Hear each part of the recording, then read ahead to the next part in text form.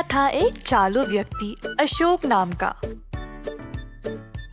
कुछ भी किसी को भी बेचना उसकी कला थी।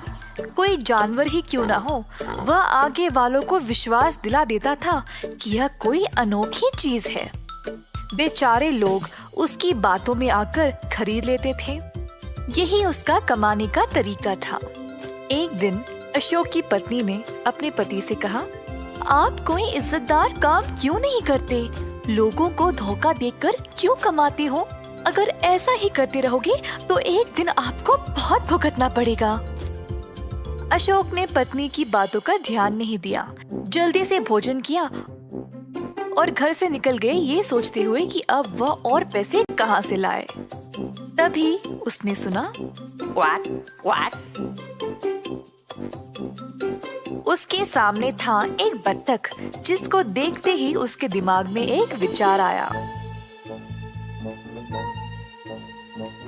चोरी छुपे उसने बत्तख को उठाया और फिर शहर की ओर निकल पड़ा।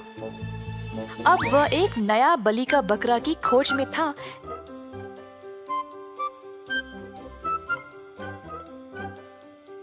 जिसको अपनी बातों से आकर्षित करके बत्तख को बेचना चाहा। थोड़ी देर में एक भोला सा आदमी बस से उतरा। अशोक उस आदमी को सुनाए दिए जैसे बत्तख से बात करने लगा। ओ बत्तख, तू तो सोने के अंडे डालती है, परंतु मैं तेरा ख्याल रखने के लायक ही नहीं हूँ। क्या करूँ? भोले आदमी ने अशोक की बातें सुनी और पूछा, सुनिए, क्या ये सच है कि ये सोने के अंडे डालती है? बेशक ये सच है, मगर इसको अगर सोने के अंडे डालने हैं तो इसे अच्छे से खिलाना पिलाना पड़ेगा। मैं बहुत गरीब हूँ ये सब करने के लिए, इसीलिए पता नहीं क्या करूँ। भोले आदमी को बुरा लगा। वैसे आप कौन हो? इधर नए आए हो क्या? जी हाँ, मैं यहाँ काम ढूंढने आया हूँ। सच में? तो इस बत्तख को लो, ये सोने के अंडे देती है ना। मैं तो इसे नहीं पाल सकता, पर तुम इसकी देखभाल करके इसके अंडे भी ले सकते हो। फिर तुम अमीर बन जाओगे। चलो अब मैं काम ढूंढने निकलता हूँ। आप कितने दयालु हो, मैं उसको अवश्य ले लूंगा, पर इसके बदले आप ये थोड़े से पैसे ले लो मुझसे। भोले आदमी ने अशोक को अपना सारा पैसा दिया और चला गया। कई दिन बीत गए और अशोक के पैसे भी खत्म हो गए।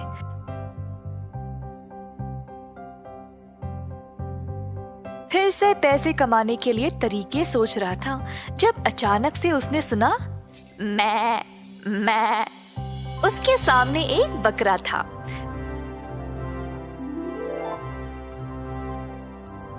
फिर से चोरी छुपे बकरे को झपटा और शहर की ओर निकला अपनी चालें चलने।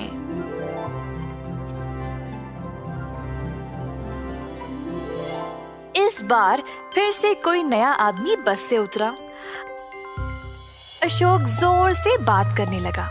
हे बकरे, मेरे सवाल का जवाब दे। अप्रैल के बाद कौन सा महीना आता है? अशोक ने बकरे को चोरी से ढकेला और बकरा बोला, मैं। शाबाश मेरे बकरे, तूने सही जवाब दिया, वो भी एक बार नहीं 2 बार बोला। नया आदमी ने इनकी बातें सुनी और पूछा, वाह, ये बकरा कितना अच्छा बोलता है। और क्या बोलता है ये? अच्छा ये सुनो। ओ बकरे, जून के पहले कौन सा महीना आता है? फिर से अशोक ने पीछे से बकरे को धक्का दिया। मैं। वाह, कितना अनोखा है ये। क्या मैं इसको अपने साथ ले जाऊं? हाँ, पर मैंने इस बकरे को बहुत भारी रकम में खरीदा था। मैं इसको ऐसे ही नहीं दे सकता ना। ओह, कोई नहीं, मेरे पास बहुत पैसा है। बस आप अपना रकम बोलो, मुझे बस ये अद्भुत बकरा चाहिए। अशोक ने अच्छी खासी रकम में बकरे को बेचा और खुशी से घर चला गया। अशोक के जाने के बाद वो पहला वाला भोला आदमी बत्तख को लेके शहर वापस आया। जब उसने दूर से इस आदमी को बकरे से बात करने की कोशिश करते हुए देखा, उत्सुक होकर वो उसे जाकर पूछा, सुनिए, मैं आपको वहाँ से देख रहा था, आप ठीक तो हो ना?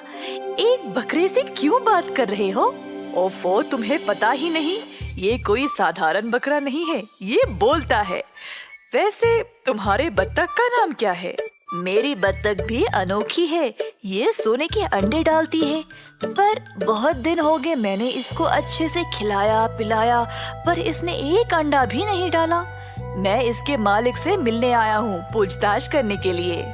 ओह, मुझे भी यही मसला है, मैं इस बकरे को बुलवाने की कोशिश कर रहा हूँ तब से, पर ये मैं के अलावा कुछ बोलता ही नहीं। चलो हम साथ में इस मसले को सुलझाते हैं। दोनों साथ चलने लगे। जब उन्होंने कुछ दूर अशोक को देखा, बकरे वाला आदमी ने अशोक को पुकारा। जब बत्तख वाले को भी पता चला कि एक ही इंसान ने उन दोनों को ये जानवरें बेचे थे, अशोक को सुनाई नहीं दिया और बस अपनी घर की ओर चलता रहा। दोनों आदमियों ने अशोक का पीछा किया उसके घर तक। उन्होंने अशोक को अपनी पत्नी को सब कुछ बताते हुए सुन लिया। इसने तो हमें धोखा दिया है। हाँ, हम इसकी बातों में आ गए, इसको तो सबक सिखाना ही पड़ेगा। मेरे पास एक योजना है। पहले वाले ने अपने आप पर सोने का रंग लगाया और मूर्ति बनने का नाटक किया। दूसरे वाले ने उसको उठाया और अशोक के घर के आसपास घूमने लगा। योजना के अनुसार अशोक की नजर उन पर पड़ी और वो बाहर आया पूछताछ करने। हे, तुम इधर क्या कर रहे हो? तुम्हारा बकरा किधर है? बकरा ठीक है और सुरक्षित, और कुछ न कुछ बोलते ही जा रहा है। आहा, कमाल है। वैसे ये मूर्ति लेकर कहाँ जा रहे हो? श्श, किसी को बोलना नहीं, ये मूर्ति असली सोने की बनी हुई है। पर तुम मुझे ये क्यों बोल रहे हो? अब मैं इस शहर में नया था और आपने अपनी मेहरबानी मुझ पे दिखाई उस शानदार बकरे को देकर, तो इसीलिए मैं केवल आपको बोल रहा हूँ। अच्छा, तो अब क्या करोगे इस मूर्ति का? मैं इसको पूरी तरह से पिघलाकर सब बेच दूंगा। क्या तुम मेरी दयालुता के लिए कुछ करोगे? तुम मुझे ये मूर्ति दे दो, मैं तुम्हें इसकी अच्छी रकम दूंगा। तो अशोक ने आदमी को बहुत पैसे दिए और मूर्ति को कपड़े से ढांप दिया। अंदर गया अपनी पत्नी को बुलाने के लिए, पर जब वो आई तो वहाँ पे मूर्ति थी ही नहीं, केवल एक कपड़ा जमीन पर पड़ा था। अशोक आश्चर्यचकित रह गया। उसको यकीन ही नहीं हुआ कि उसी को बेवकूफ बनाया गया। मैंने आपसे बोला था, एक ना एक दिन उल्टा आपको ही सहना पड़ेगा, और बस आज वही हुआ। इस कहानी से हम ये सीखते हैं कि हमेशा ईमानदारी से काम करना चाहिए। जैसी करनी वैसी भरनी।